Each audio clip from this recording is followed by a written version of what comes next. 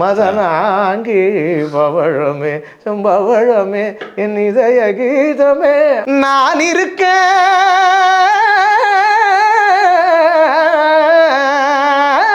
So இந்த மாதிரி ஒவ்வொருத்தரோட வாய்ஸை வச்சு பாடணும் அப்படின்னா எம்எஸ்வி ஐயா வித்தியாசமான பாடகர்கள்லாம் இருப்பாங்க. அதே மாதிரி மலேசிய வாசன் வரை வித்தியாசமான வாய்ஸ்லாம் மாற்றி பாடியிருக்காரு மலேசிய வாசன் சார். எஸ்பிபி சார் அப்படி பாடியிருக்காரு நிறைய. அந்த மாதிரி பண்ணணும்னு ஒரு ஆசை. ராஜா சாரை முதல்ல நேரில் சந்திக்கிற ஒரு வாய்ப்பு தாரை தப்பட்டையில் தான் அமைஞ்சது. அவர் ரொம்ப பேச மாட்டார் சார். அண்ணா முகேஷ் அண்ணா அந்த பாட்டு பாடுங்க அவ்வளோதான் தான் சார் சொன்னார். பாடு அவ்வளோதான். இப்போ ஆரம்பமாவது பெண்ணுக்குள்ளே மனுஷன் ஆடி அடங்குவதும் மண்ணுக்குள்ளே அப்படின்னு பாடும்போது வடிவேல் சார் மாதிரி தான் என் கால் அப்படின்னு நடுங்குது. மேலே மட்டும்தான் சாதாரணமாக இருக்கிறேன். அவ்வளோ பயத்தோடு நின்று பாடினேன். இப்போ பாலா சார் சொன்னார், அந்த வாய்ஸ் வருமா உங்களுக்கு? என்ன சார் நான் ட்ரை பண்ணுறேன் சார், பாடுவேன். சரி பாடி காட்டுங்கன்னு. அப்போ காவியமா நெஞ்சின் ஓவியமா அதன் ஜீவியமா தெய்வீக காதல் சின்னமா காவியமா இப்படி பாடினேன். நல்லா இருக்குப்பா. அதாவது கீபோர்டு கற்றுக்கிட்டு பாட்டு, மேடை கச்சேரி, பிளேபேக் சிங்கிங், இன்னைக்கு பெரிய கான்சர்ட்டு எல்லாம் பண்ணியாச்சு. அடுத்து ஒரு மியூசிக் டைரக்டராக. மியூசிக் டைரக்டர்னா அதுக்கு சங்கீதம்னு தெரிஞ்சால் தான் பண்ண முடியும். இது அந்த அளவுக்கெல்லாம் நான் போகிறேன்னா மக்களை நான் ஏமாற்ற விரும்பலை. நான் சிங்கராக மக்கள் என்னை ஏற்றுக்கிட்டதே போதும், அதில் இன்னும் டெவலப் பண்ணிக்கிறேன் நான். என்ன ராஜா சாரை முதல்ல நேரில் சந்திக்கிற வாய்ப்பு தாரை தப்பட்டையில் தான் அமைஞ்சது. எனக்கு வந்து ஒரு பாட்டு ஜெயராமன் மாதிரி பாடணும்னு சொல்லி சுப்பையா சொன்னார். சார் பாடுறேண்ணே அப்படின்னு பார்த்தா பாலா சார் படம் தாரை தப்பட்டை. இப்போ பாலா சார் சொன்னார், அந்த வாய்ஸ் வருமா உங்களுக்கு? என்ன சார் நான் ட்ரை பண்ணுறேன் சார், பாடுவேன். சரி பாடி காட்டுங்கன்னு. அப்போ காவியமா நெஞ்சின் ஓவியமா அதன் ஜீவியமா தெய்வீக காதல் சின்னமா காவியமா இப்படி பாடினேன். நல்லா இருக்குப்பா. நீங்கள் இந்த பாட்டு தெரியுமா? இப்போ ஆரம்பமாவது பெண்ணுக்குள்ளே அப்படி பாட்டு ஒன்று இருக்குது, பழைய பாட்டு, சூப்பர் பாட்டு. இந்த பாட்டு கேட்டிருக்கீங்களா சார்? கேட்டிருக்கேன் சார், பாடினதில்லை. ஸோ ஒரு தடவை கேளுங்கன்னா அவர் கார்லேயே என்ன கேசட் கொடுத்து போட சொல்லி கேட்டேன். யார் காரில்? அவர் கார், ஆடி கார் ஒன்று வச்சுருந்தார் பிளாக் கலரில். யார்? பாலா சார். ஓ. அப்போது பிரசாத் ஸ்டுடியோவில் அவர் காரில் உட்கார வச்சு 10 நிமிஷம் வேணாலும் எவ்வளோ நேரம் வேணால் கேட்டு எனக்கு ப்ராக்டிஸ் பண்ணி பாடி காட்டுங்கன்னாரு. பாடி காமிச்சோன்னே ஆரம்பமாவது பெண்ணுக்குள்ளே மனுஷன் ஆடி அடங்குவதும் மண்ணுக்குள்ளே அப்படி பாடினேன். சூப்பர்ப்பா, இதே வாய்ஸ் அப்படியே பாடு, அண்ணங்கிட்ட ஒரு தடவை பாடிடு அப்படின்னு ராஜா சார்கிட்ட உள்ளே போனோன்னே சார் அப்போ தான் பார்க்குறேன், ஃபஸ்ட் டைம் ரொம்ப பக்கத்தில் இருந்து பார்க்குறேன். பார்க்கும்போது அவர் ரொம்ப பேச மாட்டார் சார். அண்ணா முகேஷ் அண்ணா அந்த பாட்டு பாடுங்க அவ்வளோதான் தான் சார் சொன்னார். பாடு அவ்வளோதான். இப்போ ஆரம்பமாவது பெண்ணுக்குள்ளே மனுஷன் ஆடி அடங்குவதும் மண்ணுக்குள்ளே அப்படின்னு பாடும்போது வடிவேல் சார் மாதிரி தான் என் கால் அப்படின்னு நடுங்குது. மேலே மட்டும்தான் சாதாரணமாக இருக்கிறேன். அவ்வளோ பயத்தோடு நின்று பாடினேன். பாடி முடிச்சோன்னே சரி ஓகே அவ்வளோதான் வெளியே இருக்க சொன்னார். இப்போ பாலா சார் வந்து நல்லா இருக்குது, ஆனால் இன்னும் வயசான மாதிரி டோன் வேணும்னு சொல்கிறாருப்பா, அதனால் வேறு பாட்டு பார்த்துக்கலாம், அவனுக்கு வேறு பாட்டு கொடுக்கலாம்யா, இந்த பாட்டு வேண்டாம் அப்படின்னு சொல்லி எனக்கு அதுக்கப்புறம் தான் இந்த பாட்டு தாரை தப்பட்டையில் நான் அந்தமான் போகும்போது ஒரு பாட்டு இருந்து அது மிஸ் ஆகிடுச்சு. அதுக்கப்புறம் சார் வந்து ஒரு ஷோ பண்ணார், எம்எஸ்வி ஐயா இறந்ததுக்கப்புறம் என்னுள்ளில் எம்எஸ்வி அப்படின்னு ஒரு. அது காமராஜர். ஆமாம், அந்த ஷோவில் எனக்கு ஒரு வாய்ப்பு கொடுத்தாங்க. அப்போ சார் ப்ரோக்ராமில் பாடுற மாதிரி என்னை கூப்பிட்டு பாட சொன்னாங்க. அது பாடினோன்னே சார் வந்து அந்த மேடையிலே கூட எனக்கு ரொம்ப அப்ரிஷியேட் பண்ணி இந்த பாட்டு கேஆர் ராமசாமி சார் பாட்டு பாடினேன். அப்போது கண்ணில் தோன்றும் காட்சியாவும் கண்ணா உனது காட்சியே அப்படின்னு ஒரு பாட்டு. அப்போது பாடினோன்னே இந்த பாட்டை நல்லா பாடினார் தம்பி முகேஷ்னு சொல்லி என்னை சொன்னோன்னே, அதுக்கப்புறம் எனக்கு தாரை தப்பட்டையில் ஒரு இன்ட்ரோல் சீன் வந்தது. இந்த வாய்ஸை ஞாபகம் வச்சு எனக்கு என்ன பண்ணார், ஒரு ஹம்மிங் மாதிரி பாட வச்சு ஓ அப்படின்னு ஒரு விப்ராட்டோட பாட வச்சார். சாரே இருந்து டேக் எடுத்து என்னை பாட வச்சார். ஸோ அந்த ஒரு அனுபவம். அதுக்கப்புறம் தான் எனக்கு இசை நிகழ்ச்சியிலையும் வாய்ப்பு. பிரமாதம். சிங்கப்பூர், ஆஸ்திரேலியாலாம் போனேன் சாரோட. ஓகே. ஸோ ஃப்யூச்சரில் என்ன பண்ணணும்னு ஆசை முகேஷுக்கு? என்ன ஆசை? இல்லை, இனிமேல் வந்து நம்ம வந்து சோஷியல் மீடியா பின்னாடி தான் போக வேண்டிய நிலைமையாக இருக்குதுன்னு நினைக்கிறேன். அதனால் என்ன தான் நம்ம பாடினாலும் மக்களுக்கு போய் நம்ம மக்கள்கிட்ட நம்ம சேரணும். அவங்க நம்மளை பார்க்கணுன்னா அந்த மாதிரி சோஷியல் மீடியாவில் ஏதாவது மியூசிக் சம்மந்தமாக ஒரு பாட்டு கவர் சாங் இப்படி எதனா பண்ணணும் அப்படிங்கிற ஒரு இது. ஓகே. ஸோ இதில் வந்து இப்போ ஆனால் உங்கள் பாடல்கள் எல்லாமே வந்து ஜானர் வந்து பார்த்தோன்னா ஒரு ஃபோக் ஜானர், ஒரு இல்லைன்னா ஒரு ஃபுல் அண்ட் ஃபுல் 6/8 டப்பாங்க அந்த மாதிரி ஒரு விஷயம்னு வச்சுக்கோங்க.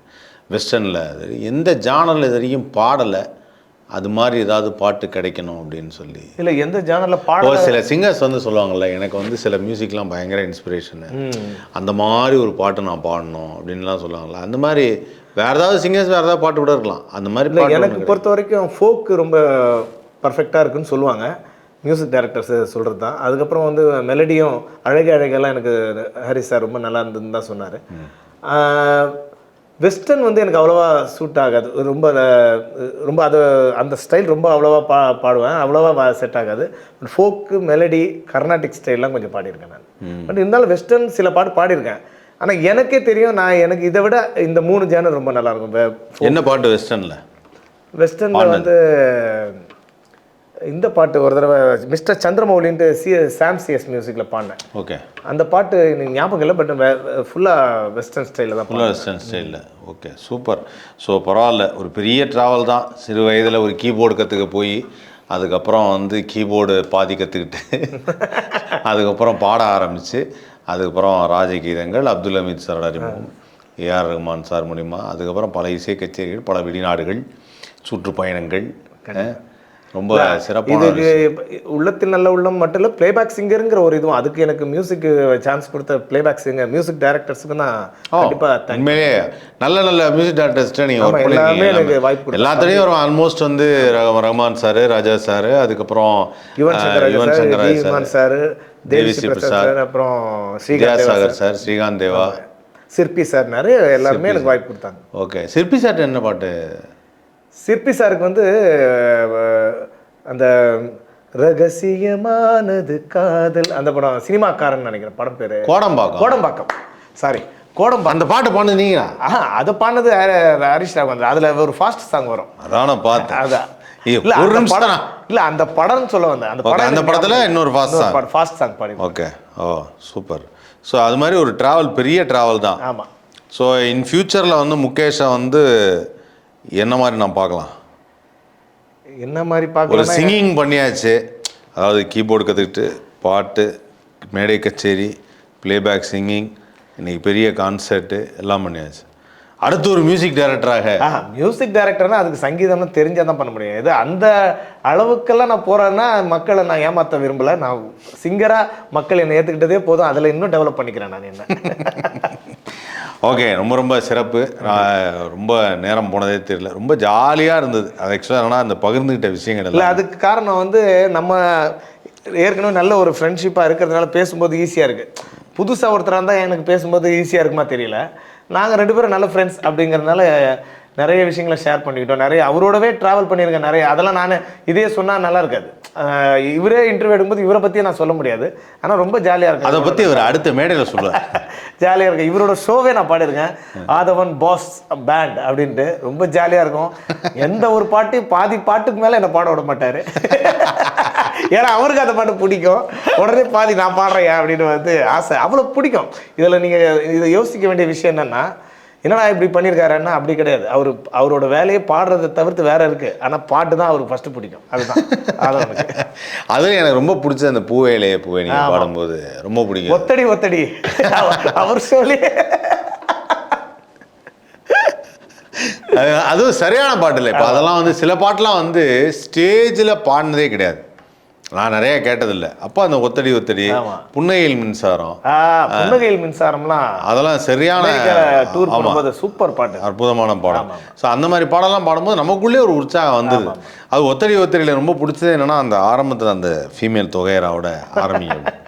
அதை ஆரம்பிச்சு அப்படி பாட்டு ஆரம்பிக்குது. நடுவில் அந்த அதுவும் மலேசியா வாஸ்தவன் வாய்ஸ்னா முகேஷுக்கு வந்து ஒரு லட்டு சாப்பிட. அது என்னன்னா சாரோட ஷோலையும் பாடுற வாய்ப்பு கிடைச்சது எனக்கு. ஒத்தடி அதை பார்த்துட்டு தானே நான் இம்ப்ரெஸ் ஆகி.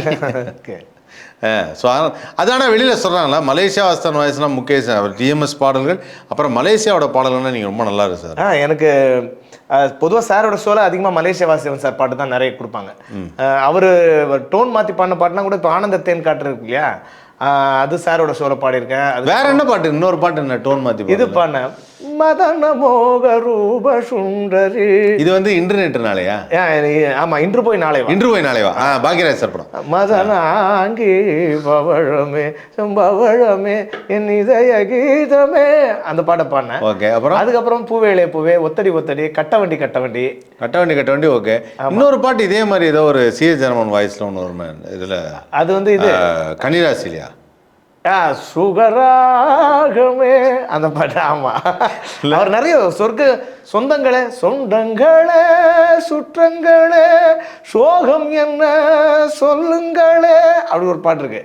அடுத்த ஆல்பர்ட்னு ஒரு படத்துல சிஎஸ் ஜெயராமன் சார் மாதிரியே மலேசியவாசன் சார் பாடியிருப்பார். ஓகே. ஸோ இந்த மாதிரி ஏதாவது பர்டிகுலர் ஏதாவது கச்சேரி பண்ணணும்னு ஆசை இருக்கா? சரி, இப்போ மியூசிக் டைரக்டர் வேணாம், இப்போ நிறைய கச்சேரிகள் பண்ணியாச்சு, தனியாக நம்ம வந்து. ஆமாம், எனக்கு ஒரு ஆசை என்னன்னா எல்லார் பாட்டையும் பாடணும்னு. அது வெரைட்டியான வாய்ஸ். இப்போ TMS sir, Sirkazhi Govindarajan sir எப்படினோ அந்த மாதிரி என்எஸ் கிருஷ்ணன் சார், என்எஸ்கே பாட்டு, எம்எஸ்சி சார் வாய்ஸ். நீங்கள் என்ன பாட்டு என்எஸ்கே பாட்டு?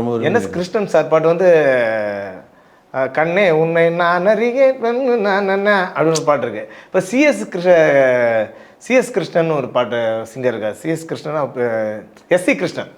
SC Krishnan sir. அவர் வந்து இந்த பாட்டில் கேட்டிருக்கீங்களா? ஏத்தில்லாண்டும் மரிட்ட பாங்குத்து ஆட்டம் ஆடுவோம், ஜோரா பாட்டு பாடுவோம், நேக்கா ஓட்டம் ஓடுவோம், நேக்கா ஓட்டம் ஓடுவோம் அப்படி பாடுவார். அவர் வித்தியாசமா அஜக்தா அஜக்தா இனக்தா நான் இருக்கேன்